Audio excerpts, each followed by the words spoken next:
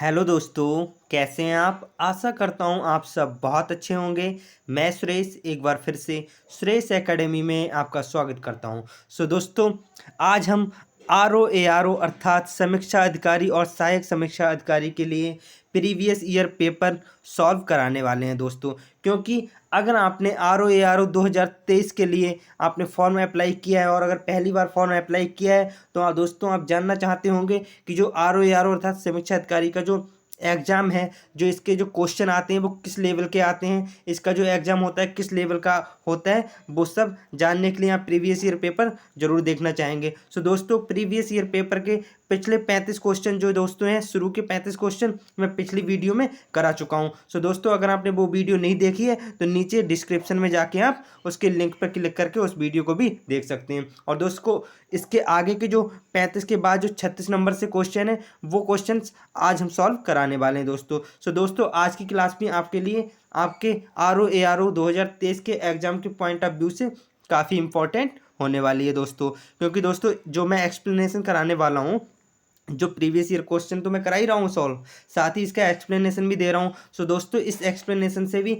आपकी जो आने वाला एग्जाम है, जो आपका एग्जाम होने वाला है ROARO 2023 का समीक्षा अधिकारी का, उसमें इसके एक्सप्लेनेशन से भी कोई क्वेश्चन आ सकता है तो आप आसानी से कर देंगे दोस्तों। शुरू करते हैं आज की क्लास टाइम को ख़राब किए बिना। ये रहा पहला क्वेश्चन आपके सामने दोस्तों, क्वेश्चन नंबर 36, क्योंकि 35 तक हम करा चुके हैं पिछली क्लास में। दोस्तों, देखते हैं क्वेश्चन नंबर 36। ये रहा इंग्लिश में और ये रहा हिंदी में। निम्नलिखित युग्मों में से कौन सा से सही सुमेलित हैं? कौन से युग्म सही सुमेलित हैं ये हमें बताने हैं। ये कुछ युग्म दिए हुए हैं 4, और फिर दिया है नीचे दिए गए कूट का प्रयोग करके सही उत्तर का चयन करिए। दोस्तों, ये कुछ कूट दिए गए हैं, इनको देख के हमें सही उत्तर का चयन करना है दोस्तों। देख लेते हैं हम ये युग्म सही हैं या गलत हैं, कौन से सही हैं कौन से गलत हैं ये हम देख लेते हैं दोस्तों। दोस्तों, चुकंदर जो होता है, दोस्तों आपने सलाद में चुकंदर खाते होंगे। दोस्तों, मैं आपको बता दूं, अभी तक आपको पता है कि सर गन्ने से क्या बनती है, चीनी बनती है, गन्ने से चीनी बनती है। साथ ही दोस्तों मैं आपको बता दूं, चुकंदर होता है, चुकंदर से भी चीनी बनाई जाती है, चुकंदर से भी चीनी का उत्पादन होता है जो व्यावसायिक रूप से किया जाता है। जैसे कि आप गन्ने से बनी हुई चीनी आप खरीदते हैं, ऐसी चुकंदर से भी चीनी का उत्पादन होता है, जिसे हम ब्राउन शुगर भी कहते हैं। ब्राउन शुगर भी चुकंदर से ही बनती है दोस्तों। तो कहीं ना कहीं ये वाला युग तो बिल्कुल सही है दोस्तों। साथ ही शहद, तो शहद से दोस्तों मैं आपको बता दूं, जो हमारा शहद होता है काफ़ी मीठा होता है, आपने खा के देखा होगा, और काफ़ी गाढ़ा होता है लिक्विड। उसमें क्या होता है दोस्तों, ग्लूकोज और फ्रक्टोज दोनों पाए जाते हैं। जो हमारा शहद होता है उसमें ग्लूकोज भी पाया जाता है दोस्तों। क्या पाया जाता है? ग्लूकोज भी पाया जाता है और साथ में फ्रक्टोज भी पाया जाता है दोस्तों। इसके साथ ही कपास जो होता है, तो दोस्तों कपास से सेलुलोज बनता है, ये बात भी बिल्कुल ठीक है। तो पहला, दूसरा, तीसरा ये तीनों ठीक है। चौथा देख लेते हैं दोस्तों, दुग्ध। जो दुग्ध होता है, दुग्ध में हमारी जो शुगर एक पाई जाती है उसे हम क्या कहते हैं, लैक्टोस। जो हमारा कहीं ना कहीं जो दूध होता है, दूध हम जब पीते हैं तो उसमें बिना चीनी की जो मिठास होती है वो किसकी वजह से होती है दोस्तों, वो लैक्टोस की वजह से होती है। तो कहीं ना कहीं हम कह सकते हैं लैक्टोस भी एक शुगर है, एक चीनी ही है दोस्तों। तो कहीं ना कहीं ये सारे युग्म, चारों युग्म बिल्कुल ठीक है। आप इंग्लिश में चाहें तो बीट से शुगर बनती है, हनी में ग्लूकोज और फ्रक्टोज पाया जाता है, कॉटन में कॉटन से सेलुलोज बनता है, मिल्क में लैक्टोज शुगर पाई जाती है दोस्तों। तो इस प्रकार से हम देख सकते हैं कि पहला, दूसरा, तीसरा और चौथा चारों युग्म सही है। तो हमारा जो राइट आंसर होने वाला है दोस्तों इस क्वेश्चन का, वो होगा option number D. Option number D will be the right answer दोस्तों। अब हम आगे बढ़ते हैं नेक्स्ट क्वेश्चन। नेक्स्ट क्वेश्चन दोस्तों ये रहा आपके सामने दोस्तों। नेक्स्ट क्वेश्चन, क्वेश्चन नंबर 37, ये रहा आपके सामने दोस्तों। देख लेते हैं, घटते उत्पादन के क्रम में अधोलिखित में से कौन सा पारितंत्र क्रम सही है। दोस्तों, इसमें हमें घटते उत्पादकता के क्रम में जो हमसे पारितंत्र क्रम पूछा है, कौन सा सही है कौन सा गलत है। दोस्तों, सबसे पहले हमें जहाँ पे ज़्यादा उत्पादकता होगी उसको रखना है, और लास्ट में जिसमें सबसे कम उत्पादकता होगी वो हमें रखना है, क्योंकि घटते क्रम में हमें इसे रखना है। दोस्तों, मैं आपको बता दूँ, जो उत्पादकता होती है वो सबसे ज़्यादा कहाँ होती है दोस्तों, सबसे ज़्यादा जो उत्पादकता होती है वो इकोटोन एरिया में पाई जाती है। कौन से? इकोटोन एरिया में पाई जाती है। अब आप सोचते होंगे ये इकोटोन क्या होता है। तो दोस्तों मैं आपको बता दूं, इकोटोन वो होता है दो जैविक समुदाय के बीच जो संक्रमण क्षेत्र होता है, जो संक्रमण क्षेत्र होता है उसे हम क्या कहते हैं, इकोटोन क्षेत्र कहते हैं। तो इकोटोन क्षेत्र हमारे मैंग्रोव हो जाएगा। जो मैंग्रोव क्षेत्र है, जो हमारा मैंग्रोव है, ये हमारा इकोटोन में आ जाएगा। घास के मैदान जो हैं वो हमारी इकोटोन में आ जाएंगे। घास के मैदान किस में आ जाएंगे दोस्तों, इकोटोन में आ जाएंगे।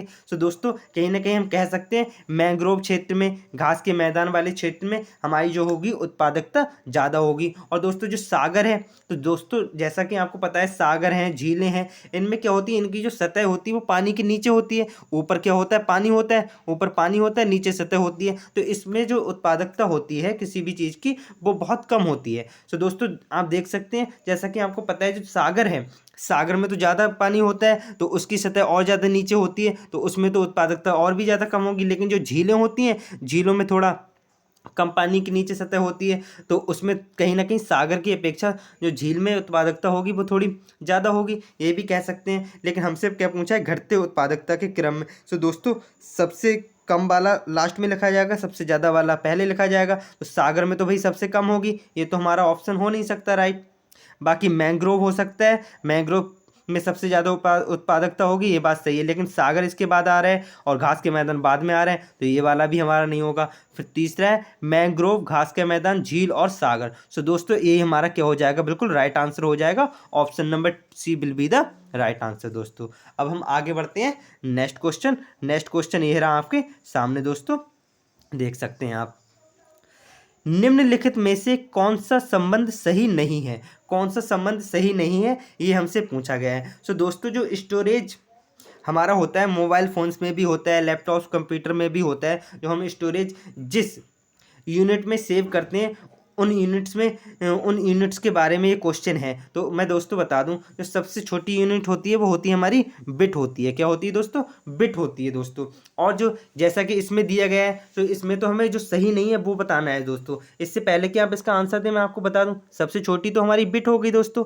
इसके साथ ही मैं आपको बता दूं, जो एक बाइट होता है हमारा, जो एक बाइट होता है दोस्तों, वो हमारे 8 बिट के बराबर होता है। एक बाइट हमारे 8 बिट के बराबर होता है। तो दोस्तों कहीं ना कहीं पहला तो हमारा ऑप्शन सही है, तो ये तो हमारा आंसर होगा नहीं। इसमें पूछा है नॉट, जो नहीं है, जो नहीं है, जो सही नहीं है वो हमसे पूछा है, तो ये तो हमारा सही है, तो आंसर हो नहीं सकता। दूसरा दोस्तों इसके साथ ही मैं आपको बता दूं, क्या बता दूं, एक बाइट बराबर तो हो गया 8 बिट, और साथ ही दोस्तों जो हमारी 1 किलोबाइट जो होता है, 1 किलोबाइट जो होता है दोस्तों, 1 किलोबाइट जिसे हम क्या कहते हैं, केवी भी कहते हैं, जिसे हम क्या कहते हैं, 1 केवी। तो 1 केवी में दोस्तों जो होती हैं वो 1024 क्या होते हैं दोस्तों, बाइट होते हैं। 1024 क्या होते हैं दोस्तों, बाइट होते हैं। इसके साथ ही दोस्तों अब केवी के बाद आपने देखा होगा एक एमबी, एक मेगाबाइट होता है, एक क्या होता है, मेगाबाइट। तो कहीं ना कहीं हमारा दूसरा वो भी सही है। उसके बाद क्या होता है हमारा, जो हमारी 1024 केवी होती हैं, जो हमारी 1024 केवी होती हैं वो कितने के बराबर होती हैं, 1 एमबी अर्थात 1 मेगाबाइट के बराबर होती हैं दोस्तों। किसके बराबर होती हैं, 1 मेगाबाइट के बराबर होती हैं दोस्तों। इसके साथ ही दोस्तों बता दूं, हमारी जो 1024 MB होती हैं, 1024 जो MB होती हैं वो किसके बराबर होती हैं, वो हमारी होती हैं 1 GB के बराबर होती हैं।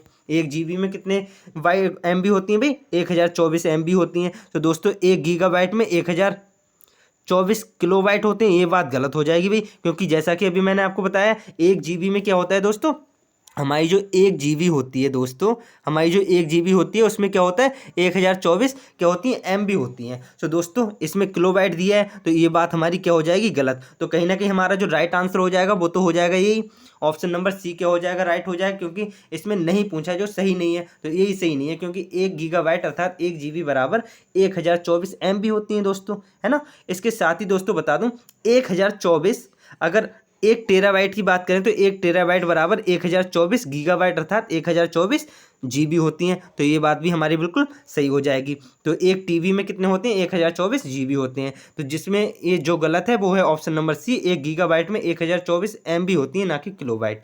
तो ऑप्शन नंबर सी क्या हो जाएगा, इस क्वेश्चन का बिल्कुल राइट आंसर हो जाएगा दोस्तों। सो दोस्तों अगर आपको क्लास पसंद आ रही है, आपको वीडियो पसंद आ रही है, इसके क्वेश्चंस का जो एक्सप्लेनेशन मैं दे रहा हूँ वो आपको समझ आ रहा है, सो दोस्तों आप क्या करेंगे, क्लास को क्या करेंगे, लाइक करेंगे, अपने दोस्तों के साथ क्या करेंगे दोस्तों, शेयर करेंगे, अपने दोस्तों के साथ शेयर करेंगे। और अगर आप चैनल पर नए हैं तो चैनल को क्या करेंगे दोस्तों, सब्सक्राइब जरूर कर लेंगे चैनल को, ठीक है दोस्तों, हमारी लेटेस्ट वीडियो तुरंत पाने के लिए दोस्तों।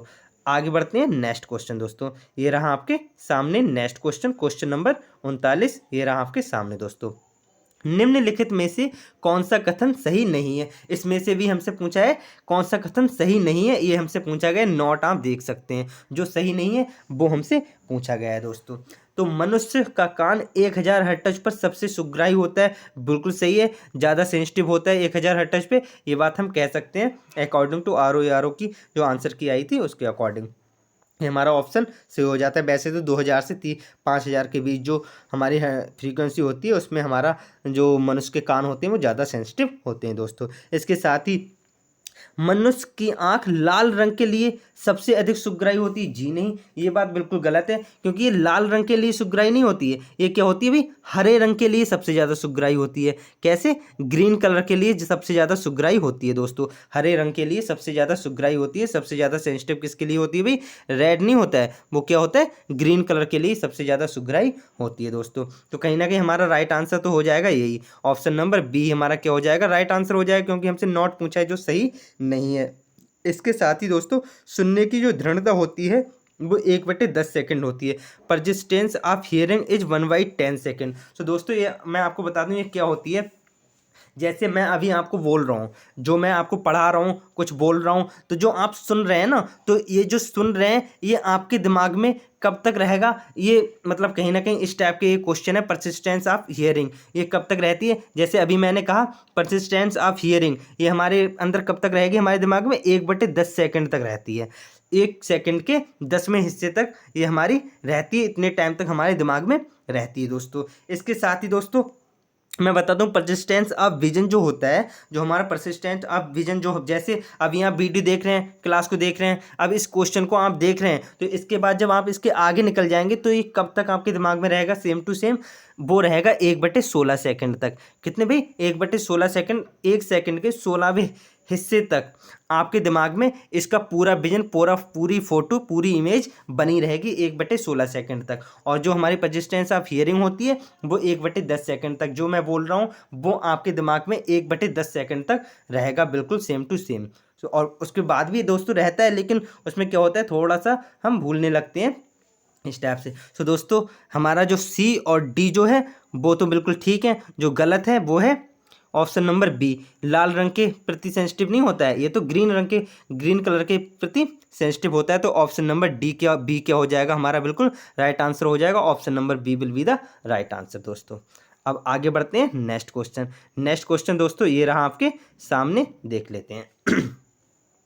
सो दोस्तों 10 दिनों से अधिक दिन तक उपवास करने पर लीवर पर क्या प्रभाव पड़ता है? सो दोस्तों कुछ लोग फास्ट रखते हैं तो उनके लिए ये चीज़ जाननी बहुत ज़रूरी है। अक्सर लोग फास्ट रखते हैं, जैसे नवरात्र आते हैं, नवरात्र में फास्ट रखते हैं हिंदू लोग, और जो मुस्लिम लोग होते हैं वो रोज़ा करते हैं, रोजे में फास्ट रखते हैं। तो उसके लिए मैं आपको बता दूं, अगर 10 दिनों से अधिक दिन तक अगर कोई उपवास करता है तो उसके लीवर में क्या प्रभाव हो सकता है वो आज आपको पता चल जाएगा दोस्तों। आज मैं आपको बताने वाला हूँ। तो दोस्तों होता क्या है, जब हम फास्ट रखते हैं तो जब हम खाते पीते कुछ है नहीं, तो हमारे अंदर जो एनर्जी आती है वो कहाँ से आती है? तो वो जो एनर्जी आती है दोस्तों, हमारे अंदर जो ग्लूकोज होता है इकट्ठा, जो हमारे अंदर क्या होता है दोस्तों? ग्लूकोज होता है, उससे हम एनर्जी लेते हैं, उसी से हम चलते फिरते हैं दोस्तों। सो दोस्तों अगर हम ज़्यादा दिनों तक नहीं खाएंगे तो कहाँ से आएगा ग्लूकोज? तो दोस्तों मैं आपको बता दूं, जो हमारा लीवर होता है ना, जो हमारा लीवर होता है, लीवर हमारा ग्लूकोज बनाता है, ग्लूकोज का स्टोरेज भी होता है और ग्लूकोज भी कहीं ना कहीं बनाता है। तो जो ग्लूकोज होता है उसी से हमें एनर्जी मिलती है। अगर हम 10 दिन तक तो हम रह लेंगे, 10 दिन तक तो हम बिना खाए पिए उपवास करके रह सकते हैं, लेकिन 10 दिन से ज़्यादा अगर हम रहेंगे तो हमें ये प्रॉब्लम हो सकती है। क्या प्रॉब्लम हो सकती है दोस्तों? लीवर में जो ग्लूकोज का स्तर है वो कम होने लगेगा, और जब कम होने लगेगा तो हमें प्रॉब्लम होने लगेगी। तो इसका जो राइट आंसर होगा वो हो जाएगा ऑप्शन नंबर ए। क्या हो जाएगा दोस्तों? ऑप्शन नंबर ए हो जाएगा। लीवर में ग्लूकोज का स्तर क्या होने लगता है? कम होने लगता है। Glucose level in liver diminished, कम होने लगता है दोस्तों। तो ऑप्शन नंबर ए क्या हो जाएगा? हमारा बिल्कुल राइट आंसर हो जाएगा दोस्तों। अब बढ़ते हैं आगे नेक्स्ट क्वेश्चन। नेक्स्ट क्वेश्चन ये रहा आपके सामने दोस्तों। नेक्स्ट क्वेश्चन ये रहा आपके सामने दोस्तों, देख लेते हैं। जीवाश्म ईंधन के बाद भारतवर्ष की ऊर्जा आवश्यकताओं की पूर्ति के लिए दूसरा सबसे महत्वपूर्ण स्रोत है। तो सबसे महत्वपूर्ण जो दूसरा स्रोत है वो हमारे लिए क्या है, वो हमसे पूछा गया है दोस्तों। तो दोस्तों जैसा कि आपको पता है जीवाश्म ईंधन हमारे क्या होते हैं, जीवाश्म ईंधन जो होते हैं हमारे वो क्या होते हैं, जैसे कोयला है, क्या है दोस्तों, कोयला है, कोयला है, पेट्रोलियम है, प्राकृतिक गैसेस हैं, ये क्या है दोस्तों, जैसे सीएनजी वगैरह हैं, ये क्या है, जीवाश्म ईंधन है। क्या है दोस्तों, ये जीवाश्म ईंधन है, लेकिन ये क्या है भी दोस्तों, अनवीकरणीय है। क्या भी, इन्हें दोबारा बनाया नहीं जा सकता है, ये नष्ट होते जा रहे हैं। कहीं ना कहीं एक बार नष्ट हो जाते हैं तो ये दोबारा थोड़ी ना बनते हैं। जो हमारे पास स्टोरेज है पहले से है वही हम निकालते हैं और वही यूज करते हैं, तो ये हम कह सकते हैं अनवीकरणीय हैं, अनवीकरणीय हैं। लेकिन आने वाले समय के लिए हमें क्या चाहिए भाई, जब आने वाले समय में ये कोयला, पेट्रोलियम, प्राकृतिक गैस नहीं रहेंगी तो हमें कोई ना कोई तो सोर्स चाहिए ना ऊर्जा के लिए, तो वो हमारा होगा, क्या होगा भाई, सौर ऊर्जा। क्या होगा दोस्तों, सौर ऊर्जा। जो हमारी भारतवर्ष की ऊर्जा आवश्यकताओं की पूर्ति करने के लिए जो दूसरा सबसे महत्वपूर्ण स्रोत है दोस्तों, वो है हमारा सौर ऊर्जा, सोलर एनर्जी। क्योंकि दोस्तों सोलर एनर्जी तो कभी खत्म होने वाली नहीं है और ये सबके लिए फ्री है, सबके लिए सौर ऊर्जा मिलती है और सबके लिए सूर्य की रोशनी मिलती है। तो ये सोलर एनर्जी हमारे लिए महत्वपूर्ण स्रोत होने वाला है दोस्तों। ऑप्शन नंबर डी क्या हो जाएगा, बिल्कुल राइट आंसर हो जाएगा दोस्तों। आगे बढ़ते हैं, नेक्स्ट क्वेश्चन ये रहा आपके सामने दोस्तों। सो दोस्तों इस क्वेश्चन को थोड़ा सा छोटा कर लेते हैं जिससे कि आपको पूरा दिखने लगे दोस्तों। तो ये हमने कर लिया थोड़ा सा छोटा, ये रहा आपके सामने दोस्तों, क्वेश्चन देख लेते हैं। सूची 1 को सूची 2 से सुमेलित कीजिए तथा नीचे दिए गए कूट का प्रयोग करके सही उत्तर का चयन कीजिए। ये हमसे पूछा गया है, तो ये हमारे कुछ कूट दिए हैं, इनके अकॉर्डिंग हमें इसके आंसर देने हैं, ABCD में से कौन सा होगा दोस्तों। तो देख लेते हैं। कुछ खनिज दिए हैं इस तरफ में, इस सूची 1 में खनिज दिए हैं और सूची 2 में उद्योग जिनमें बड़े पैमाने पर उपयोग किया जाता है दोस्तों। सो दोस्तों सबसे पहले दिया गया है चूना पत्थर। सो दोस्तों क्या दिया गया है, चूना पत्थर अर्थात लाइमस्टोन। सो दोस्तों हम जब सीमेंट बनाते हैं ना दोस्तों, जो हमारा सीमेंट बनता है उसमें क्या होता है, चूने पत्थर का भारी मात्रा में यूज किया जाता है। ज़्यादा मात्रा में क्या यूज किया जाता है भाई, चूना पत्थर यूज किया जाता है।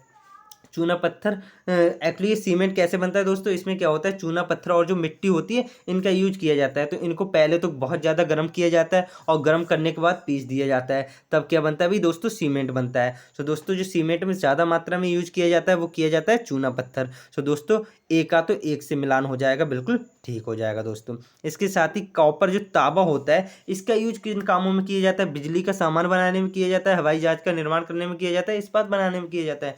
सो दोस्तों मैं आपको बता दूं, जो हमारा कॉपर होता है, तांबा जो होता है, उससे बिजली का सामान बनाया जाता है। जैसे बिजली के जो तार होते हैं, जो वायरिंग होती है ना, उसमें जो अंदर तार होता है वो भी हमारे क्या तांबा से बनाया जाता है, कॉपर से बनाया जाता है। और दोस्तों आपने सुना होगा जो कॉपर का तार होता है वो ज़्यादा अच्छा होता है, क्योंकि दोस्तों आपको पता है कॉपर इलेक्ट्रिसिटी का अच्छा सुचालक है ना, अच्छा सुचालक है दोस्तों। सो कहीं ना कहीं इससे बिजली का सामान बनाया जाता है कॉपर से, ठीक है। तो बी किससे, 2 से मिल जाएगा।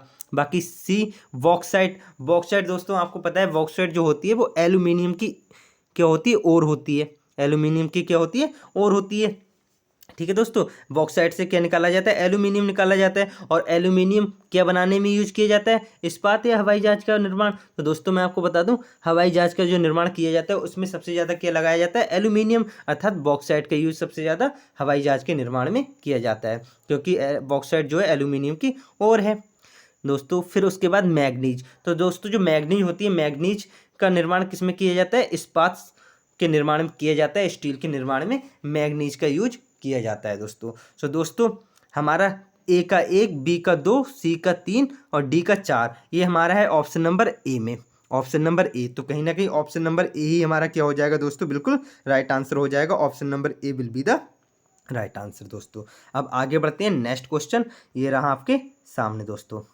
ये रहा आपके सामने क्वेश्चन नंबर 43 दोस्तों, देख लेते हैं।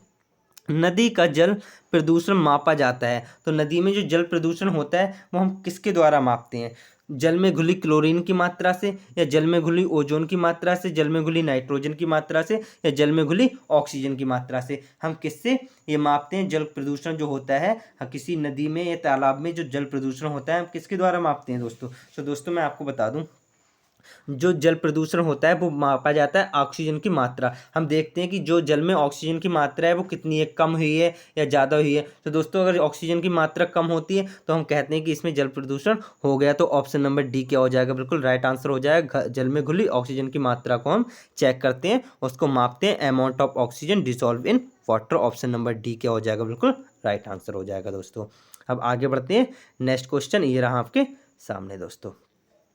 हाइड्रोजन सल्फाइड, हाइड्रोजन सल्फाइड प्रदूषक का मुख्य स्रोत है। जो हाइड्रोजन सल्फाइड है जिसे हम H2S भी कहते हैं, क्या कहते हैं दोस्तों, H2S। इसका जो केमिकल फार्मूला होता है वो क्या होता है, H2S होता है हाइड्रोजन सल्फाइड का। तो हाइड्रोजन सल्फाइड प्रदूषक का जो मुख्य स्रोत है वो कैसे होता है। तो दोस्तों मैं आपको बता दूं, जो हाइड्रोजन सल्फाइड का जो प्रदूषण होता है वो किस वजह से होता है दोस्तों। ये ऑटोमोबाइल, तेल रिफाइनरी या ताप विद्युत ट्रेन से नहीं होता है, ये होता है सड़ते हुए, क्या होता है दोस्तों, ये सड़ते हुए वनस्पति एवं पशु पदार्थ से होता है। क्या होता है, सड़ते हुए वनस्पति एवं पशु पदार्थ से ये होता है। जो हाइड्रोजन सल्फाइड का प्रदूषण होता है वो सड़ते हुए वनस्पति एवं पशु पदार्थ से होता है। तो ऑप्शन नंबर ए क्या हो जाएगा दोस्तों, बिल्कुल राइट आंसर हो जाएगा इस क्वेश्चन का। Option number A will be the right answer दोस्तों। अब आगे बढ़ते हैं, नेक्स्ट क्वेश्चन। नेक्स्ट क्वेश्चन ये रहा आपके सामने दोस्तों, देख लेते हैं नेक्स्ट क्वेश्चन। क्वेश्चन नंबर 45 देख लेते हैं दोस्तों, ये रहा आपके सामने। तुलसी के पौधे का औषधीय महत्व निम्नलिखित की उपस्थिति के कारण होता है। तो दोस्तों आपने देखा होगा तुलसी का जो पौधा होता है उसका हम यूज करते हैं औषधि के रूप में। कई बार आपने देखा होगा लोग कहते हैं गांव में कि भाई अगर किसी को सर्दी खांसी है तो आप तुलसी की पत्तियां खा लो, उससे आराम मिलेगा। कभी कभी बुखार में भी एंटीपायरेटिक के रूप में भी यूज किया जाता है तुलसी को। आपने सुना होगा कैंसर के लिए बहुत ही उपयोगी औषधि है तुलसी। तो कहीं ना कहीं तुलसी के जो पौधे का औषधीय महत्व है ये किस वजह से है, ऐसा कौन सा केमिकल पाया जाता है इसमें जिस वजह से इसे औषधि के रूप में यूज किया जाता है, ये हमसे पूछा गया है दोस्तों। तो ये अकार्बनिक अम्ल है, जी नहीं। कार्बनिक अम्ल है, जी नहीं। इसमें क्या पाया जाता है, फिनॉल एवं फ्लेवोनाइड्स पाया जाता है। क्या पाया जाता है, फिनॉल एवं फ्लेवोनाइड्स पाया जाता है। इस वजह से इसके जो तुलसी का पेड़ होता है उसका औषधीय महत्व रहता है दोस्तों। कई बार आपने देखा होगा ये एंटीसेप्टिक के रूप में तुलसी के पेड़ का यूज किया जाता है। किसमें, एंटीसेप्टिक के रूप में यूज किया जाता है, एंटीपायरेटिक के रूप में यूज किया जाता है, कबक रोगी के रूप में यूज किया जाता है, एंटीबायोटिक के रूप में यूज किया जाता है, और कैंसर विरोधी के रूप में, मतलब कैंसर के लिए कई बार यूज किया जाता है तुलसी का पेड़। तो वो होता है फिनॉल एवं फ्लोवोनॉइड्स की उपस्थिति के कारण इसका औषधीय महत्व है दोस्तों। तो ऑप्शन नंबर सी क्या हो जाएगा दोस्तों, बिल्कुल राइट आंसर हो जाएगा। सो दोस्तों एक बार मैं आपसे फिर से कहना चाहूँगा, अगर आपको क्लास पसंद आ रही है, वीडियो पसंद आ रही है, क्वेश्चंस का एक्सप्लेनेशन पसंद आ रहा है, तो दोस्तों आप क्या करेंगे, वीडियो को क्या करेंगे, लाइक करेंगे, अपने दोस्तों के साथ क्या करेंगे दोस्तों, अपने दोस्तों के साथ शेयर करेंगे, और अगर आप चैनल पे नए हैं दोस्तों तो चैनल को क्या करेंगे, सब्सक्राइब करेंगे हमारी लेटेस्ट वीडियो तुरंत पाने के लिए दोस्तों। तो दोस्तों आगे बढ़ते हैं, नेक्स्ट क्वेश्चन। क्वेश्चन नंबर हमारा क्या हो जाएगा, क्वेश्चन नंबर 46 ये रहा आपके सामने दोस्तों। क्वेश्चन नंबर 46 देख लेते हैं, ये रहा आपके सामने दोस्तों। निम्नलिखित पदार्थों में से कौन सा, निम्नलिखित पदार्थों में से कौन सा आवश्यक एमिनो अम्लों का सर्वोत्तम स्रोत है। तो which of the following eatable is the best source of essential amino acid. खाद्य पदार्थों में से कौन सा स्रोत आवश्यक एमिनो एसिड का सर्वोत्तम स्रोत है दोस्तों। तो कहीं ना कहीं एमिनो एसिड से हमारा क्या बनता है, प्रोटीन जो हमारी होती है वो किससे बनती है दोस्तों, प्रोटीन जो होती है वो किससे बनती है, वो बनती है एमिनो एसिड से, एमिनो एसिड से बनती है प्रोटीन दोस्तों। सो दोस्तों हमसे कहीं ना कहीं ये, आप इसको ये भी कह सकते हैं कि जो प्रोटीन होती है सबसे ज़्यादा किसमें पाई जाती है, ये हमसे पूछा गया है। एमिनो अम्ल की जगह आप ये सोच सकते हैं कि, क्योंकि आपको पता है एमिनो एसिड क्या होती है, कहीं ना कहीं प्रोटीन होती है, एमिनो एसिड से ही प्रोटीन बनती है। तो प्रोटीन सबसे ज़्यादा जिसमें होगी वही एमिनो एसिड का सबसे सर्वोत्तम स्रोत होगा दोस्तों। तो दोस्तों आपको पता होगा केले में भी कहीं ना कहीं प्रोटीन पाई जाती है, दाल में भी पाई जाती है, अंडे में भी पाई जाती है, मछली में भी पाई जाती है, चारों चीज़ों में पाई जाती है। केले, दाल, अंडा और मछली चारों में पाई जाती है हमारी प्रोटीन, और एमिनो अम्ल भी पाए जाते हैं। लेकिन हमसे क्या पूछा है, सर्वोत्तम, क्या पूछा गया भी, बेस्ट पूछा गया, सर्वोत्तम पूछा गया। तो सर्वोत्तम मतलब सबसे ज़्यादा, सबसे ज़्यादा जो हमारी प्रोटीन एमिनो एसिड जो पाए जाते हैं वो पाए जाते हैं एग में, अंडे में पाए जाते हैं दोस्तों। तो ऑप्शन नंबर सी क्या हो जाएगा दोस्तों, बिल्कुल राइट आंसर हो जाएगा इस क्वेश्चन का। अब आगे बढ़ते हैं दोस्तों, नेक्स्ट क्वेश्चन। क्वेश्चन नंबर ये रहा आपके सामने, क्वेश्चन नंबर 47 दोस्तों देख लेते हैं, ये रहा आपके सामने। अपने समय का चर्चित उपन्यास झीनी झीनी बीनी चदरिया, झीनी झीनी बीनी चदरिया के लेखक कौन है? झीनी Jhini Bini Chadariya a famous novel of his times is written by, ये किसके द्वारा लिखी गई है? तो दोस्तों इसका डायरेक्ट मैं आंसर आपको बता दूं, ये लिखी गई है अब्दुल बिस्मिल्लाह के द्वारा। किसके द्वारा लिखी गई दोस्तों? अब्दुल बिस्मिल्लाह के द्वारा लिखी गई है। तो ऑप्शन नंबर सी क्या हो जाएगा दोस्तों? बिल्कुल राइट आंसर हो जाएगा। अब आगे बढ़ते हैं नेक्स्ट क्वेश्चन दोस्तों, ये रहा आपके सामने नेक्स्ट क्वेश्चन, क्वेश्चन नंबर 48, ये रहा आपके सामने दोस्तों, देख लेते हैं। निम्नलिखित में से कौन सा सही सुमेलित नहीं है? इसमें क्या दोस्तों, इसको मार्क करके रखना है, सही सुमेलित नहीं है। जो सही नहीं है वो हमसे पूछा गया, नॉट करेक्ट हमसे पूछा गया है दोस्तों। क्या पूछा गया है दोस्तों? नॉट करेक्ट हमसे पूछा गया है। तो जो नॉट करेक्ट है वही हमें बताना है। तो दोस्तों कुछ योजनाएं दी गई हैं और उनकी बस दी गई हैं, कौन सी योजना कब आई थी इसके बारे में दिया गया है। सो दोस्तों इसके लिए हमें पता होना चाहिए कौन सी योजना कब आई है। सो दोस्तों मैं आपको बता दूं, महिला समृद्धि योजना जो है हमारी कौन सी है भाई? महिला समृद्धि जो योजना है वो हमारी 1993 में आई है। बिल्कुल सही बात है, 1993 में ही आई थी। महिला स्वयं शक्ति योजना, जो हमारी महिला स्वयं शक्ति योजना है, ये हमारी 1998 में आई थी। ये बात भी बिल्कुल ठीक है दोस्तों। इसके साथ ही दोस्तों महिला साम्राज्य योजना 1989 में आई थी। ये बात भी बिल्कुल ठीक है दोस्तों। तो मतलब ए बी सी तो तीनों ठीक है। राष्ट्रीय पोषाहार मिशन योजना 2003, जी नहीं, ये 2003 में नहीं आई थी। ये कब आई थी दोस्तों? ये आई थी 2000, ये कब आई थी दोस्तों? ये आई थी 2018 में। कब आई थी दोस्तों? ये 2018 में आई थी। और जबकि इसमें 2003 दिया गया है, तो 2003 गलत हो जाएगा, 2018 होगा। और हमसे क्या पूछा है? जो सम्मिलित नहीं है, जो सही नहीं है। तो हमारा जो राइट आंसर हो जाएगा वो क्या हो जाएगा? ऑप्शन नंबर डी हो जाएगा। ऑप्शन नंबर डी, राष्ट्रीय पोषाहार मिशन, हमारा राइट आंसर हो जाएगा। Option number D will be the right answer दोस्तों। अब आगे बढ़ते हैं नेक्स्ट क्वेश्चन। सो दोस्तों इस क्वेश्चन को देखने के लिए हम थोड़ा सा छोटा कर लेंगे, जिससे हमें सारे ऑप्शंस अच्छे को से दिखते रहें दोस्तों। सो देख लेते हैं, ये रहा आपके सामने। सूची 1 को सूची 2 से सुमेलित कीजिए तथा नीचे दिए गए कूट का प्रयोग करके सही उत्तर का चयन कीजिए। तो ये कुछ कूट दिए गए हैं, इसके अकॉर्डिंग हमें इनमें से कौन सा उत्तर सही है वो हमें बताना है। तो दोस्तों पिछले क्वेश्चन की तरह इसमें भी हमें पता होना चाहिए कौन सा अधिनियम कब आया, तो हम आसानी से कर देंगे इस क्वेश्चन को भी। सो दोस्तों वन संरक्षण अधिनियम, तो वन संरक्षण अधिनियम जो दोस्तों आया था वो 1980 में आया था। तो हमें पता है 1980 में आया था, तो ए का जो मिलान हो जाएगा वो तो 1 से हो जाएगा। पर्यावरण संरक्षण अधिनियम, पर्यावरण संरक्षण अधिनियम जो दोस्तों आया था, ये वन संरक्षण अधिनियम के बाद ही आया था, 6 साल बाद। ये आया था 1986 में। ये कब आया था दोस्तों? 1986 में आ गया। तो ये तो बी का 2 से मिलान हो जाएगा। साथ ही वायु अधिनियम जो आया था, प्रदूषण निवारण एवं नियंत्रण जो अधिनियम आया था वायु वाला, ये आया था 1981 में। ये कब आया था दोस्तों? 1981 में आया। तो सी का 3 हो जाएगा, तो बचा डी, इसका 4 हो जाएगा। जल प्रदूषण नियंत्रण अधिनियम कब आया था? 1974 में आया था। ये बात भी बिल्कुल ठीक है। तो ए का 1, बी का 2, सी का 3 और डी का 4 जो हो जाएगा वो हमारा बिल्कुल राइट आंसर हो जाएगा। तो ऑप्शन नंबर डी क्या हो जाएगा दोस्तों? बिल्कुल राइट आंसर होने वाला है दोस्तों। ऑप्शन नंबर डी क्या हो जाएगा दोस्तों? इस क्वेश्चन का बिल्कुल राइट आंसर होने वाला है। Option number D will be the right answer. अब आगे बढ़ते हैं दोस्तों नेक्स्ट क्वेश्चन। नेक्स्ट क्वेश्चन देख लेते हैं, आगे बढ़ते हैं। नेक्स्ट क्वेश्चन ये रहा आपके सामने दोस्तों, देख लेते हैं। दक्षिण एशियाई क्षेत्र के लिए भारत का 6 सूत्री प्रस्ताव भारत के किस प्रधानमंत्री द्वारा प्रस्तुत किया गया था? तो किस प्रधानमंत्री के द्वारा ये प्रस्तुत किया गया था? एकमात्र प्रधानमंत्री जो थे, जो 6 सूत्री प्रस्ताव को भारत के प्रस्तुत करने वाले थे, भारत के एकमात्र प्रधानमंत्री वो थे हमारे अटल बिहारी वाजपेयी जी। कौन थे भाई? अटल बिहारी वाजपेयी जी हमारे क्या थे? प्रधानमंत्री थे, जो इन्होंने पारित किया था। तो क्वेश्चन नंबर 50 का जो राइट आंसर हो जाएगा Atal Bihari Vajpayee. Option number B will be the right answer हो जाएगा दोस्तों। अब आगे बढ़ते हैं नेक्स्ट क्वेश्चन। नेक्स्ट क्वेश्चन ये रहा आपके सामने दोस्तों, क्वेश्चन नंबर 51 देख लेते हैं। भारतीय संविधान के किस अनुच्छेद के अंतर्गत अंतर्राष्ट्रीय समझौते को प्रभावी बनाने हेतु संसद राज्य सूची के विषय पर कानून बना सकती है? तो भारतीय संविधान का ऐसा कौन सा अनुच्छेद है जिसके अंतर्गत अंतर्राष्ट्रीय समझौतों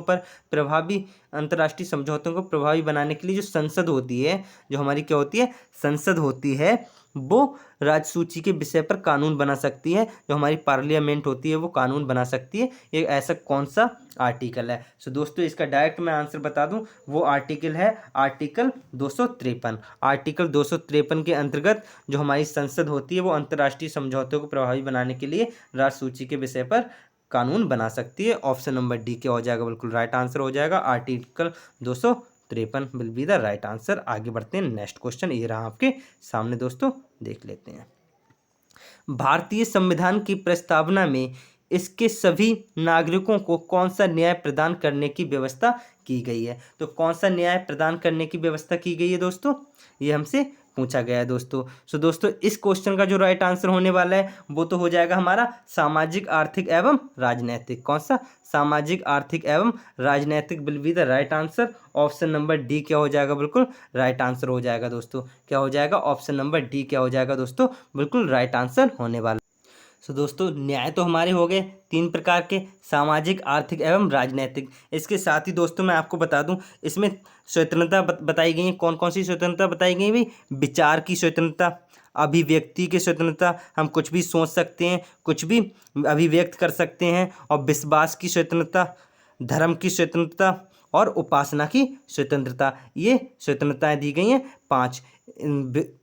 कौन कौन सी भाई? विचार, अभिव्यक्ति, विश्वास, धर्म और उपासना। ये 5 स्वतंत्रताएं दी गई हैं दोस्तों हमारी उद्देशिका अर्थात हमारी प्रस्तावना में। 5 हमारी क्या दी गई? स्वतंत्रताएं दी गई हैं। और हमारी जो न्याय दिए गए हैं, सामाजिक, आर्थिक एवं राजनीतिक न्याय दिए गए हैं दोस्तों। इसके साथ ही समता, समता कौन कौन सी दी गई है? प्रतिष्ठा एवं अवसर की, प्रतिष्ठा एवं अवसर की समता दी गई है दोस्तों। प्रतिष्ठा एवं अवसर की समता दी गई है दोस्तों। ठीक है दोस्तों, अब हम आगे बढ़ते हैं नेक्स्ट क्वेश्चन। इसका जो राइट आंसर हो जाएगा ऑप्शन नंबर डी हो जाएगा, सोशल, इकोनॉमिक एंड पॉलिटिकल। अब आगे बढ़ते हैं नेक्स्ट क्वेश्चन, क्वेश्चन नंबर 53 ये रहा आपके सामने दोस्तों, देख लेते हैं। 1993 में निम्नलिखित में से कौन सी भाषा 8वीं अनुसूची में सम्मिलित नहीं की गई थी? तो मैथिली, संथाली, बोडो या डोगरी। सो दोस्तों कहीं ना कहीं मैं आपको बता दूं, ये क्वेश्चन कहीं ना कहीं गलत दिया गया है। इसमें जो सन दी गई है वो कहीं ना कहीं गलत दी गई है, क्योंकि जो 1993 में जो भाषाएं जोड़ी गई थी, 4 भाषाएं जोड़ी गई थी। 4 भाषाएं जोड़ी गई थी। कौन कौन सी जोड़ी गई थी मेरे दोस्तों? हमारी बोडो भी जोड़ी गई थी, डोगरी भी जोड़ी गई थी, मैथिली और संथाली जोड़ी गई थी। सो दोस्तों मैंने जो पिछली क्लासेस कराई हैं उसमें मैंने एक ट्रिक भी बताई थी, बदमाश। बदमाश करके आप इसे याद कर सकते हैं, बदमाश करके। जो हमारा कौन सा 92वां संविधान संशोधन हुआ था, हमारा कौन सा हुआ था दोस्तों? 92वां संविधान संशोधन जो हुआ था, 92वां संविधान संशोधन जो हुआ था उसमें क्या हुआ था? 2008 में जो 92वां संविधान संशोधन हुआ था उसमें क्या जोड़ी गई थी भाई? हमारी 4 भाषाएं जोड़ी गई थी। कौन सी? बोडो, डोगरी, मैथिली और संथाली। आपको ट्रिक भी मैंने बताई थी, बदमाश करके आप इसको याद कर सकते थे। 92वां संविधान संशोधन 2008 में जो हुआ था उसके अंतर्गत ये जोड़ी गई थी दोस्तों। इसके साथ ही दोस्तों जो पहली हमारी जो भाषा जोड़ी गई थी वो जोड़ी गई थी सिंधी। कौन सी भाषा जोड़ी गई थी दोस्तों? पहली जो भाषा जोड़ी गई थी वो जोड़ी गई थी सिंधी। ये कब जोड़ी गई थी दोस्तों?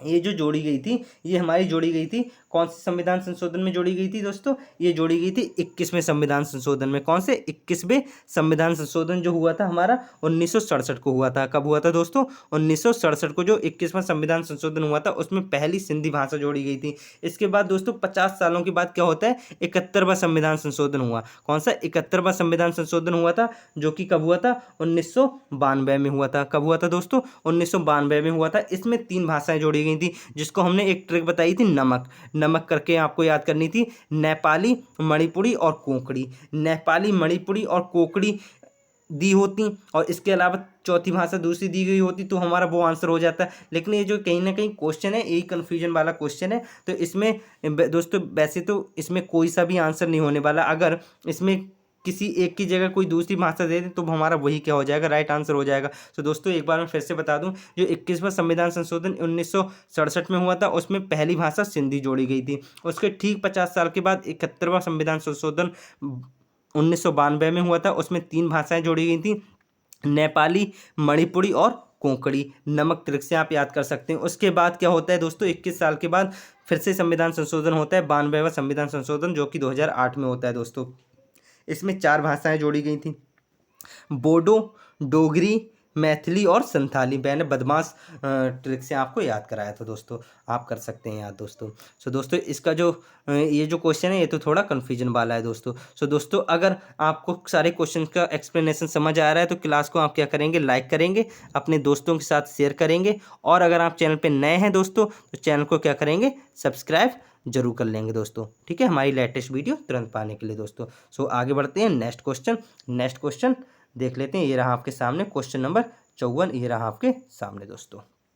निम्नलिखित में से कौन से भारतीय राष्ट्रीय लोकसभा अध्यक्ष भी रहे थे? तो ऐसे कौन से राष्ट्रपति जो थे, हमारे एकमात्र राष्ट्रपति ऐसे हैं जो हमारे लोकसभा अध्यक्ष भी रहे हैं। तो एकमात्र ऐसे राष्ट्रपति हमारे कौन से हैं जो लोकसभा अध्यक्ष रहे हैं, और एक कब रहे हैं, कौन से नंबर के रहे हैं, ये भी हमें बताना है दोस्तों साथ में। सो दोस्तों मैं आपको बता दूं, इसका जो डायरेक्ट आंसर होगा वो क्या हो जाएगा, ऑप्शन नंबर डी हो जाएगा, नीलम संजीव रेड्डी। नीलम संजीव रेड्डी जो है ये हमारे कौन से 6वें नंबर के, कौन से 6वें नंबर के हमारे क्या है, राष्ट्रपति हैं, जो कि लोकसभा अध्यक्ष भी रहे थे दोस्तों।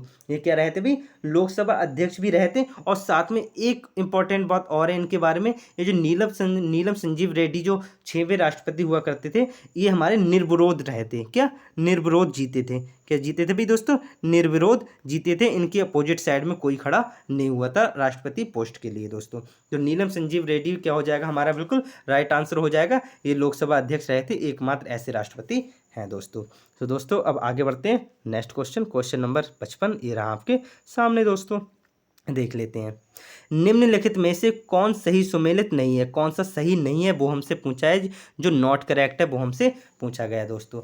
तो जो प्राथमिक ऊर्जा है उसमें क्या क्या आती हैं दोस्तों, जो हमारी प्राथमिक ऊर्जा है इसमें हमारी क्या आती हैं दोस्तों, इसमें आती है हमारी जीवाश्म ईंधन जो आते हैं, जीवाश्म ईंधन जो होते हैं वो हमारे प्राथमिक ईंधन में आ जाते हैं। किस में आ जाते हैं, प्राथमिक ईंधन में आ जाते हैं। जैसे जीवाश्म ईंधन में हमारा कोयला हो गया, पेट्रोलियम हो गया, प्राकृतिक गैसें हो गई, ये हमारे जीवाश्म ईंधन में आ जाते हैं, जो कि प्राथमिक ऊर्जा कहलाते हैं दोस्तों। कहीं ना कहीं हमारा पहला ही क्या हो जाएगा, गलत हो जाएगा, ये ज्वारीय शक्ति नहीं होगी। क्या नहीं होगी भी, ज्वारीय शक्ति नहीं होगी, क्योंकि जी दोस्तों प्राथमिक जो ऊर्जा होती है, जो प्राइमरी एनर्जी जो होती है, वो जीवाश्म ईंधन होते हैं, जो कि अनवीकरणीय होते हैं। क्या होते हैं दोस्तों, अनवीकरणीय होते हैं, जिन्हें दोबारा से नया नहीं बनाया जा सकता, वो होते हैं प्राइमरी एनर्जी में जो आते हैं जीवाश्म ईंधन दोस्तों। और जो ज्वारीय शक्ति जो होती है वो एक नवीकरणीय ऊर्जा है। ज्वारीय शक्ति जो दोस्तों है वो एक हमारी नवीकरणीय ऊर्जा है। तो दोस्तों प्राथमिक ऊर्जा ज्वारीय शक्ति से मेल बिल्कुल नहीं खाती है, ये सुमेलित नहीं है। तो कहीं ना कहीं हमारा जो राइट आंसर हो जाएगा वो तो हो जाएगा ऑप्शन नंबर ए ही हो जाएगा, क्योंकि हमसे नॉट करेक्ट पूछा है, तो ऑप्शन नंबर ए ही हो जाएगा, क्योंकि ये टाइडल पावर से कनेक्ट नहीं करता है दोस्तों। प्राइमरी एनर्जी तो हमारी जीवाश्म ऊर्जाएं होती हैं, जीवाश्म ईंधन जो होता है, जैसे कोयला हो गया, पेट्रोलियम हो गया, प्राकृतिक गैसें हो गई, जो कि अनवीकरणीय होती हैं। लेकिन जो टाइडल पावर होती है, जो ज्वारीय शक्ति होती है, वो क्या होती है, नवीकरणीय होती है दोस्तों। इसके साथ ही दोस्तों वाणिज्यिक ऊर्जा जो होती है हमारी, वो होती है तेल और गैस होते हैं। गैर वाणिज्यिक ऊर्जा जो होती है वो जानवरों का गोबर होता है। और गैर पारंपरिक जो ऊर्जा होती है, गैर पारंपरिक वो होती है सौर ऊर्जा, जो कि हमारे दूसरा इंपॉर्टेंट स्रोत है हमारे लिए दोस्तों। तो इसका जो राइट आंसर हो जाएगा ऑप्शन नंबर ए हो जाएगा। अब आगे बढ़ते हैं दोस्तों, नेक्स्ट क्वेश्चन। उत्तर प्रदेश के कुल जनसंख्या में कार्यबल का प्रतिशत क्या है, जो श्रमिकों की संख्या है उत्तर प्रदेश में वो कितने परसेंट है, ये पूछा गया है दोस्तों। तो इसका जो डायरेक्ट आंसर होगा ऑप्शन नंबर बी 23.7%। क्या हो जाएगा दोस्तों, 23.7% will be the right answer. 23.7% श्रमिक हमारे उत्तर प्रदेश में पाए जाते हैं दोस्तों। अब आगे बढ़ते हैं, नेक्स्ट क्वेश्चन ये रहा आपके सामने दोस्तों, क्वेश्चन नंबर हमारा 57, ये रहा आपके सामने दोस्तों, देख लेते हैं इसको भी।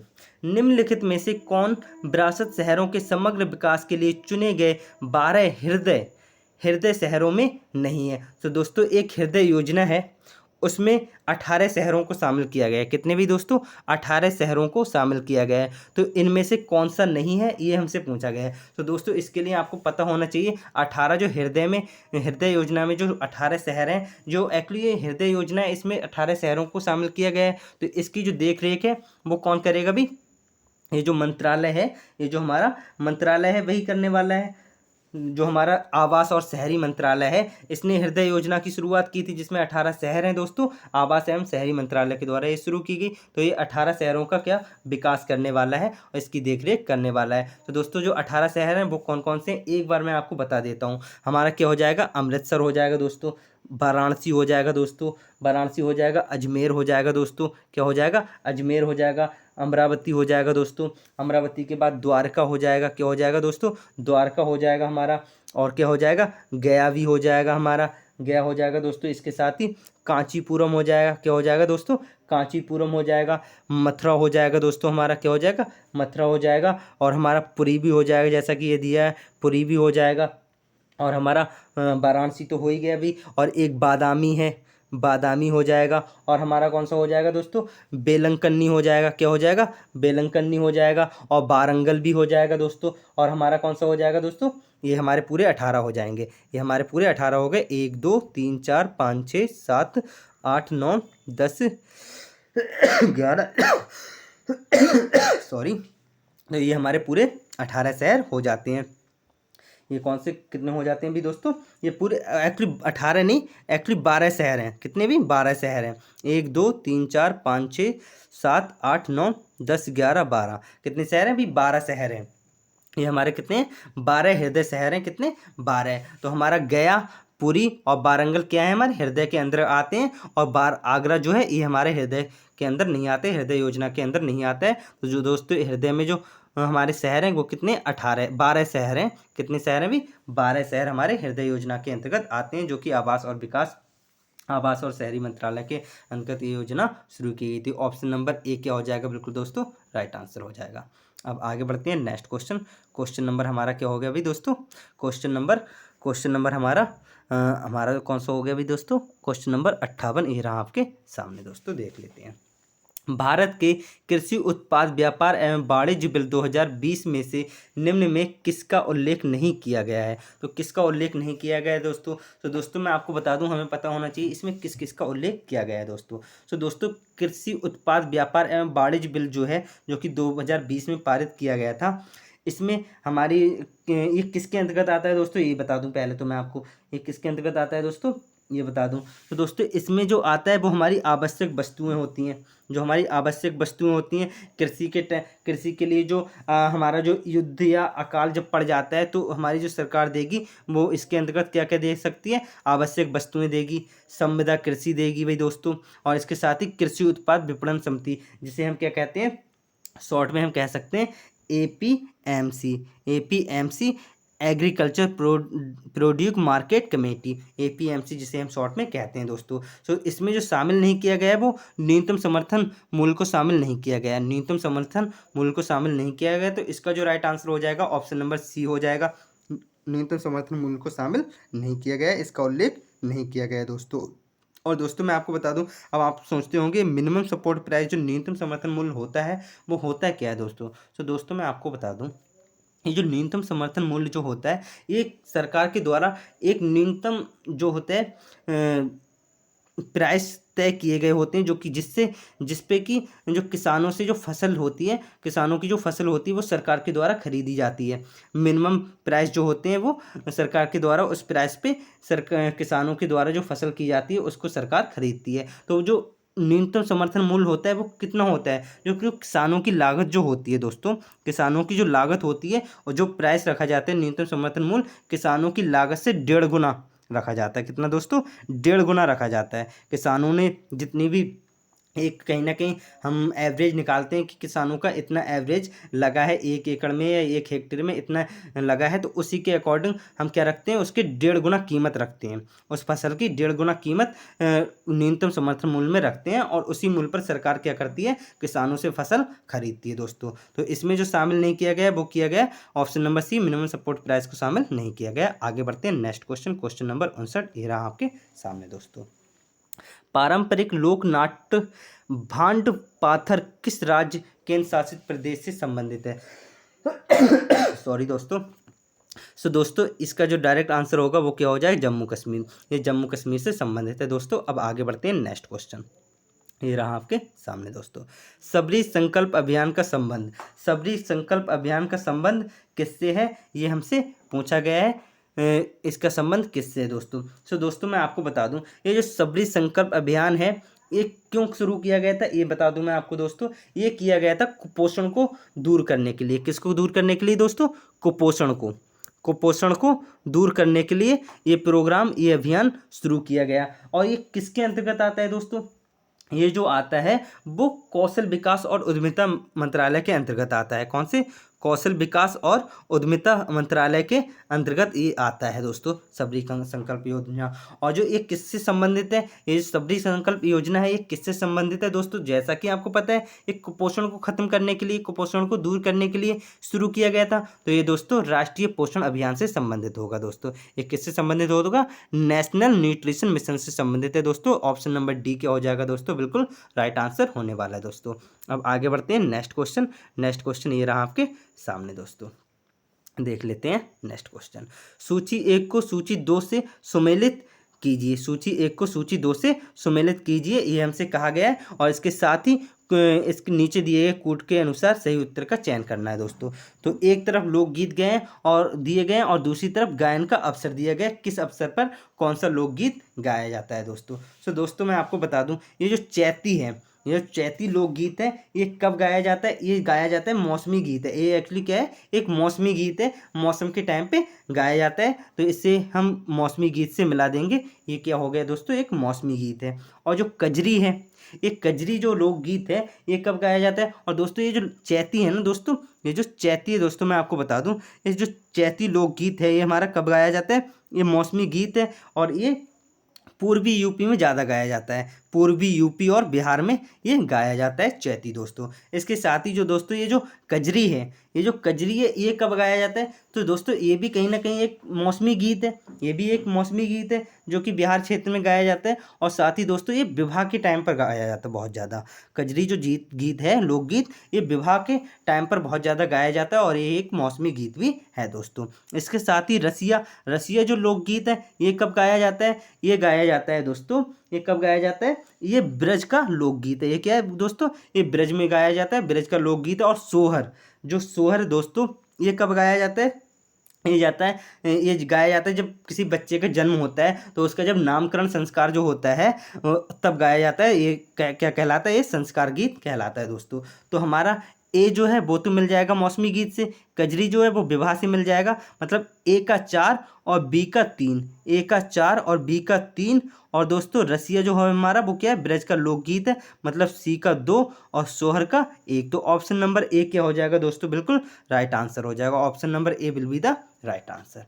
अब आगे बढ़ते हैं दोस्तों नेक्स्ट क्वेश्चन। नेक्स्ट क्वेश्चन ये रहा आपके सामने दोस्तों।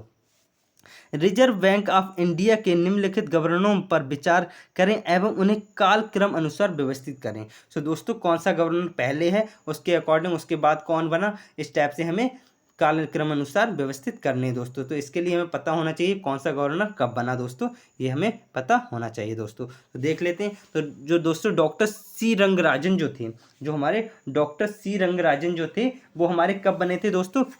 ये बने थे 1992। 1900 कब बने थे दोस्तों? 1992 से 97 तक रहे थे दोस्तों।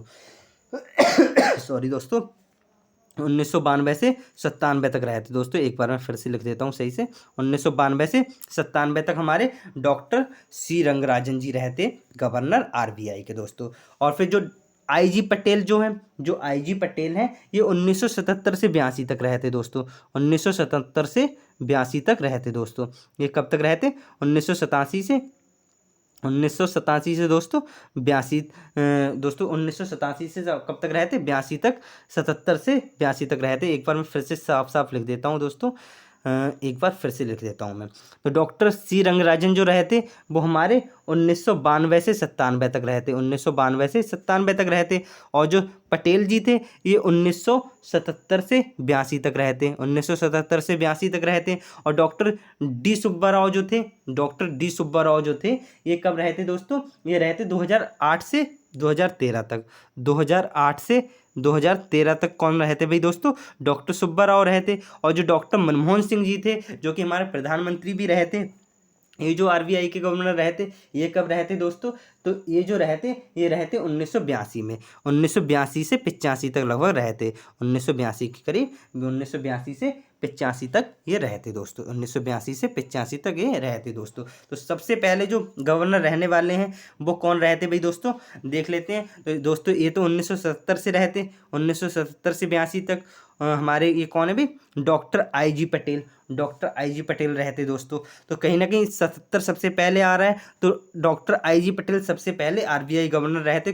तो ऑप्शन जो 2 से स्टार्ट है वो हमारा सही होगा, तो ए और सी हमारा कट जाएगा। फिर उसके बाद जो 77 से 82 रहे, तो फिर उसके बाद 82 से 85 तक जो रहते वो डॉक्टर मनमोहन सिंह रहते। तो 2 के बाद 4 आ जाएगा, तो हमारा ऑप्शन नंबर बी क्या हो जाएगा, बिल्कुल राइट आंसर हो जाएगा। Option number B will be the right answer. अब आगे बढ़ते हैं नेक्स्ट क्वेश्चन, क्वेश्चन नंबर 63 ये रहा आपके सामने दोस्तों। भारत में जिन व्यवसायों का विनियोग 1 करोड़ तक तथा कारोबार 5 करोड़ तक है उन्हें जाना जाता है, जिसमें इन्वेस्टमेंट 1 करोड़ का किया जाता है और 5 करोड़ का टर्नओवर होता है एक साल में, वो कारोबार कौन सा कहलाता है, छोटे उद्यम, लघु उद्यम, सूक्ष्म उद्यम या मध्यम उद्यम कहलाते हैं, कौन से उद्यम कहलाते हैं, ये हमसे पूछा गया दोस्तों। सो दोस्तों मैं आपको एक छोटी सी बात बता दूं, क्या बता दूं, कि अगर आपका विनियोग, अगर आपका इन्वेस्टमेंट जो दोस्तों है, अगर आपका इन्वेस्टमेंट 1 करोड़ तक है, 1 करोड़ या 1 करोड़ से कम है, 1 करोड़ से कम है, 1 करोड़ तक आपका इन्वेस्टमेंट है, और आप एक साल में जो टर्नओवर है वो 5 करोड़ तक ले लेते हैं, 5 करोड़ तक यानी कि 5 करोड़ से कम लेते हैं, तो वो जो आपका उद्योग कहलाएगा वो क्या कहलाएगा दोस्तों, वो कहलाएगा सूक्ष्म उद्योग। तो दोस्तों इसका जो राइट आंसर हो जाएगा ऑप्शन नंबर सी हो जाएगा, माइक्रो एंटरप्राइज सूक्ष्म उद्योग हो जाएगा। इसके साथ ही दोस्तों मैं आपको बता दूं, अगर इन्वेस्टमेंट आपका क्या है दोस्तों, इन्वेस्टमेंट 10 लाख तक का है, इन्वेस्टमेंट क्या है दोस्तों, अगर 10 लाख तक का इन्वेस्टमेंट है, 10 करोड़ तक का अगर आपका इन्वेस्टमेंट है, तो जैसा कि पहले मैंने बताया इन्वेस्टमेंट अगर 1 करोड़ का है और 5 करोड़ का टर्नओवर है तो वो क्या कहलाएगा, सूक्ष्म उद्योग। और अगर 10 करोड़ का आपका इन्वेस्टमेंट है, 10 करोड़ का इन्वेस्टमेंट है और आप 50 करोड़ तक टर्नओवर लेते हैं, 50 करोड़ का टर्नओवर लेते हैं एक साल में, तो वो आपका जो उद्योग आएगा वो किसके अंतर्गत आ जाएगा भाई दोस्तों, छोटा उद्योग के अंतर्गत आ जाएगा, या लघु उद्योग भी हम कह सकते हैं, इसके अंतर्गत आ जाएगा। और दोस्तों अगर आपका इन्वेस्टमेंट जो है वो 50 करोड़ है, इन्वेस्टमेंट 50 करोड़ है और टर्नओवर आप ले रहे हैं एक साल में लगभग 250 करोड़, कितना भी 250 करोड़, तो वो जो आपका उद्योग आएगा वो किस में आ जाएगा, मध्यम उद्यम में आ जाएगा दोस्तों। तो इस क्वेश्चन का जो राइट आंसर हो जाएगा वो हो जाएगा option number C will be the right answer दोस्तों। सो दोस्तों अगर आपको वीडियो पसंद आ रही है, इसका क्वेश्चंस का एक्सप्लेनेशन पसंद आ रहा है, तो आप क्या करेंगे, वीडियो को लाइक करेंगे, क्या करेंगे दोस्तों, लाइक करेंगे और अपने दोस्तों के साथ शेयर करेंगे, क्योंकि आपको पता है दोस्तों शेयर करने से हमारी नॉलेज बढ़ती है, ठीक है दोस्तों। सो दोस्तों के साथ हम शेयर भी करेंगे। और अगर आप चैनल पे नए हैं दोस्तों तो चैनल को क्या कर लेंगे, सब्सक्राइब जरूर कर लेंगे हमारी लेटेस्ट वीडियो तुरंत पाने के लिए दोस्तों। सो दोस्तों अब आगे बढ़ते हैं नेक्स्ट क्वेश्चन ये रहा आपके सामने दोस्तों। निम्नलिखित में से कौन सही सुमेलित नहीं है, कौन सा सही सुमेलित नहीं है जो नॉट करेक्ट है वो हमसे पूछा गया है दोस्तों। सो कोई नहीं, तो इसके लिए हमें क्या पता होना चाहिए दोस्तों, इसकी जो डेट ऑफ एक्ट है वो हमें पता होनी चाहिए, अधिनियम की जो डेट है वो हमें पता होनी चाहिए, तो हम इसकी आसानी से इसका आंसर दे देंगे दोस्तों। सो दोस्तों कंपनी अधिनियम जो आया था वो 2013 में आया था, बिल्कुल सही बात है। सो दोस्तों ये तो हमारा सही हो जाएगा, कंपनी अधिनियम 2013 में आया था, बिल्कुल सही बात है। भारतीय संविदा अधिनियम 1872 में आया था, ये बात बिल्कुल गलत है दोस्तों, ये बात क्या हो जाएगी, बिल्कुल गलत हो जाएगी, क्योंकि भारतीय संविदा अधिनियम जो आया था वो आया था 1872 में। कब आया था दोस्तों, 1872 में आया था। तो यही हमारा कहीं ना कहीं गलत है और हमसे गलत ही पूछा गया, तो यही हमारा क्या हो जाएगा, राइट आंसर हो जाएगा। ऑप्शन नंबर बी क्या हो जाएगा दोस्तों, राइट आंसर हो जाएगा। इसके साथ ही साझेदारी अधिनियम 1932 में आया था, वस्तु विक्रय अधिनियम 1930 में आया था, ये तीनों ठीक है। ऑप्शन नंबर बी क्या हो जाएगा, ये गलत है और ये हमारा राइट आंसर हो जाएगा दोस्तों। अब आगे बढ़ते हैं नेक्स्ट क्वेश्चन ये रहा आपके सामने दोस्तों। भारत की राष्ट्रीय अर्थव्यवस्था का सबसे बड़ा स्रोत है, तो भारत की जो राष्ट्रीय अर्थव्यवस्था है उसका सबसे बड़ा स्रोत है वो कौन सा है, सेवा क्षेत्र है, कृषि क्षेत्र है, औद्योगिक क्षेत्र है या व्यापार क्षेत्र है। तो दोस्तों इस क्वेश्चन का जो राइट आंसर होने वाला है वो हो जाएगा सेवा क्षेत्र। Option number A will be the क्या हो जाएगा, राइट आंसर हो जाएगा, इसका आंसर ए हो जाएगा दोस्तों। और साथ ही दोस्तों मैं आपको बता दूं, जो हमारी राष्ट्रीय अर्थव्यवस्था है उसका जो स्रोत है, जो हमारी अर्थव्यवस्था है वो 3 प्रकार की होती हैं, वैसे तो 4 प्रकार की होती हैं, लेकिन जो मेन जो 3 है वो मैं आपको बता दे रहा हूँ।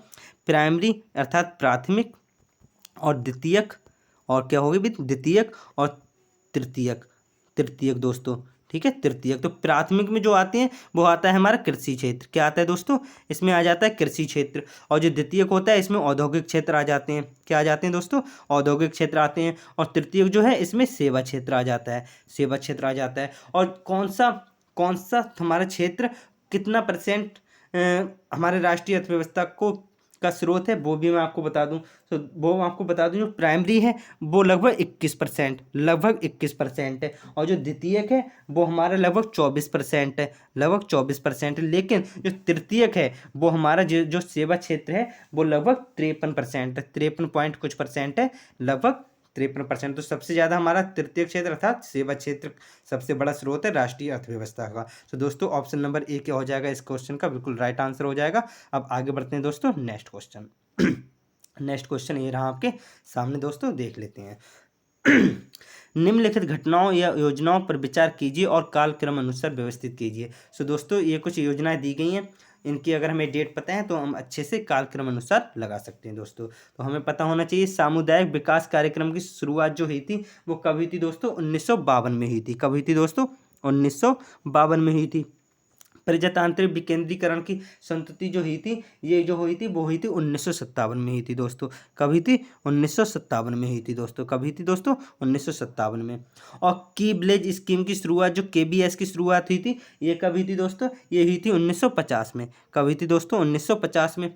और इसके बाद जिला ग्राम विकास अभिकरण DRDA की जिला स्तर पर स्थापना जो हुई थी ये कब हुई थी दोस्तों, ये जो हुई थी ये हुई थी 1993 को। कब हुई थी दोस्तों, 1993 को। सो दोस्तों हम कालक्रम अनुसार लगा सकते हैं। सबसे पहले 1950 अर्थात KBS की स्थापना आ रही थी, KBS की शुरुआत हुई थी। तो ऑप्शन 3 है वो सबसे पहले आएगा। तो कहीं ना कहीं ये हमारा ऑप्शन नंबर C ही दिया है, इसमें ही 3 जो है सबसे पहले दिया है। तो ऑप्शन नंबर C क्या हो जाएगा दोस्तों, बिल्कुल राइट आंसर हो जाएगा। अब आगे बढ़ते हैं नेक्स्ट क्वेश्चन। नेक्स्ट क्वेश्चन ये रहा आपके सामने दोस्तों, देख लेते हैं। निम्नलिखित राज्यों में से किसने ई राशन कार्ड सेवा सर्वप्रथम प्रारंभ की। तो ई राशन कार्ड सेवा सर्वप्रथम किसने प्रारंभ की थी, तो दोस्तों ये बता दूं ये दिल्ली ने प्रारंभ की थी। जो दिल्ली के CM हैं, जो मुख्यमंत्री हैं अरविंद केजरीवाल, इन्होंने कब की थी दोस्तों, जो मार्च है 27 मार्च। कब दोस्तों, 27 मार्च 2015 को दिल्ली में सबसे पहले ई राशन कार्ड सेवा शुरू की गई थी। तो दिल्ली हमारा क्या हो जाएगा, option number D for Delhi हमारा बिल्कुल राइट आंसर हो जाएगा। अब आगे बढ़ते हैं दोस्तों नेक्स्ट क्वेश्चन, क्वेश्चन नंबर 68 ये रहा आपके सामने दोस्तों। निम्नलिखित में से कौन सा वक्तव्य सही नहीं है दोस्तों। तो इसमें कौन सा वक्तव्य सही नहीं है, कौन सी फुल फॉर्म सही नहीं है, ये हमसे पूछा गया है। सो दोस्तों ईमेल की फुल फॉर्म जो होती है वो इलेक्ट्रॉनिक मेल होती है, बिल्कुल सही बात है। WWW की जो फुल फॉर्म होती है वर्ल्ड वाइड वेब होती है, ये बात भी बिल्कुल ठीक है। CPU refers to control processing unit, बिल्कुल गलत बात है। क्योंकि भाई दोस्तों ये कंट्रोल नहीं होता है, ये क्या होता है, सेंट्रल होता है। क्या होता है दोस्तों, सेंट्रल। अगर यहाँ पे होता है तो सही हो जाता है। तो CPU की फुल फॉर्म जो होती है सेंट्रल प्रोसेसिंग यूनिट होती है दोस्तों। और ALU की जो फुल फॉर्म होती है अर्थमेटिक लॉजिक यूनिट होती है। तो A, V और D तो क्या है, सही है, लेकिन हमसे नॉट करेक्ट पूछा गया है, तो वो हो जाएगा option number C will be the right answer दोस्तों। अब आगे बढ़ते हैं नेक्स्ट क्वेश्चन, क्वेश्चन नंबर 69 ये रहा आपके सामने दोस्तों। एक किसान जिसके पास 1 से 2 हेक्टेयर तक जोत है तो वो क्या जाना जाएगा, उसे क्या कहेंगे, सीमांत किसान कहेंगे, बड़ा किसान कहेंगे, मध्यम किसान कहेंगे या लघु किसान कहेंगे, क्या कहेंगे, ये हमसे पूछा गया दोस्तों। सो दोस्तों मैं आपको बता दूं, अगर कोई किसान जिसके पास 1 हेक्टेयर तक जमीन है, 1 हेक्टेयर से कम है या 1 हेक्टेयर से 1 हेक्टेयर या 1 हेक्टेयर से क्या है भी दोस्तों, कम है, 1 हेक्टेयर या 1 हेक्टेयर से कम है, तो वो जो किसान कहलाएगा वो क्या कहलाएगा दोस्तों, 1 हेक्टेयर से कम जमीन वाला जो किसान होगा वो हमारा क्या कहलाएगा दोस्तों, वो कहलाएगा हमारा सीमांत किसान। क्या कहलाएगा दोस्तों, सीमांत किसान कहलाएगा। 1 हेक्टेयर से कम जमीन वाला, अर्थात 1 हेक्टेयर को हम कह सकते हैं 2.5 एकड़। 2.5 एकड़ मतलब 2.5 एकड़, अर्थात 1 हेक्टेयर वाले जो किसान है 1 हेक्टेयर से कम जमीन वाला वो कहलाएगा सीमांत किसान। और दोस्तों अगर 1 हेक्टेयर से ज़्यादा है, 1 हेक्टेयर से ज़्यादा है और 2 हेक्टेयर से कम है, 1 हेक्टेयर से ज़्यादा और 2 हेक्टेयर से कम ज़मीन है, तो वो जो किसान कहलाएगा, ये वाला किसान जो कहलाएगा वो क्या कहलाएगा दोस्तों, ये कहलाएगा हमारा लघु किसान। क्या कहलाएगा, लघु किसान। जो कि हमसे ये पूछा गया 1 से 2 हेक्टेयर तक जोत अगर है उसके पास तो वो क्या कहलाएगा, लघु कृषक कहलाएगा, स्मॉल फार्मर कहलाएगा। ऑप्शन नंबर डी क्या हो जाएगा, बिल्कुल राइट आंसर हो जाएगा दोस्तों। अब आगे बढ़ते हैं नेक्स्ट क्वेश्चन नंबर 70 ये रहा आपके सामने दोस्तों, देख लेते हैं। फसल चक्र क्या है दोस्तों, फसल चक्र के संदर्भ में निम्नलिखित में से कौन सा कथन सही है, ये हमसे पूछा गया है दोस्तों। फसल चक्र, सो दोस्तों मैं आपको बता दूं फसल चक्र होता क्या है दोस्तों।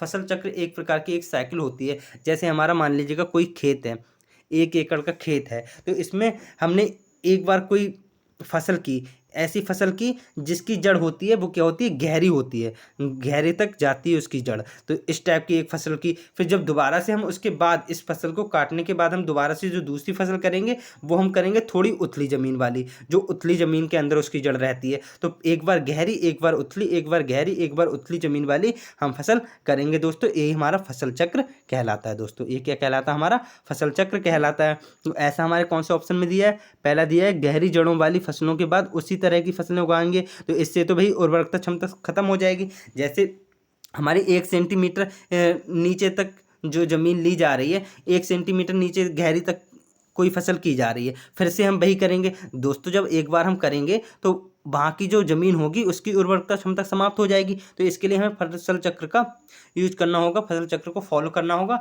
एक बार गहरी और एक बार उथली ज़मीन वाली जड़ वाली हमारे क्या करनी होती है, फसल करनी होती है, जिससे कि उर्वरकता क्षमता बरकरार रहे और हमारी जो फसल है वो अच्छे से उगती रहे। तो दोस्तों ये तो हम फॉलो नहीं करेंगे। दूसरा, फलीदार फसल के बाद बिना फलीदार फसल लेनी चाहिए, बिल्कुल सही है, ये बात बिल्कुल ठीक है। तो हमारा पहला तो गलत है, दूसरा सही है, तो केवल 2 हमारा क्या हो जाएगा, बिल्कुल right answer, only 2, option number B will be the right answer दोस्तों। सो दोस्तों क्योंकि क्लास थोड़ी ज़्यादा लंबी हो रही है इसलिए मैं क्लास को यहीं तक रोकता हूँ। बाकी जैसा कि आपको पता है पिछले 35 क्वेश्चन मैं पिछली वीडियो में करा चुका हूँ, जिसका लिंक डिस्क्रिप्शन में दिया गया है दोस्तों। और इसके आगे के क्वेश्चन मैं अगली क्लास में कराने वाला हूँ दोस्तों। और इसके साथ ही दोस्तों एक बार मैं फिर से कहना चाहूँगा, अगर आपको क्वेश्चंस का एक्सप्लेनेशन समझ आया है तो आप क्या करेंगे, वीडियो को क्या करेंगे, लाइक करेंगे, अपने दोस्तों के साथ क्या करेंगे दोस्तों, शेयर करेंगे, क्योंकि शेयर करने से नॉलेज बढ़ती है दोस्तों। और अगर आप चैनल पे नए हैं दोस्तों तो चैनल को क्या करेंगे, सब्सक्राइब जरूर कर लेंगे हमारी लेटेस्ट वीडियो तुरंत पाने के लिए दोस्तों।